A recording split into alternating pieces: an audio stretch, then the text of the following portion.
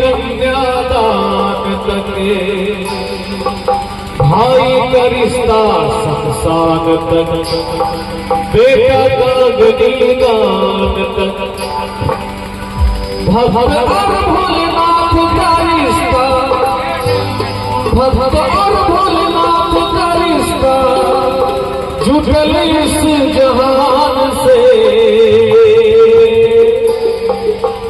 उस जहान तक। और मुझे तालियों के साथ कहना चाहेंगे क्या? पत्नी का रिश्ता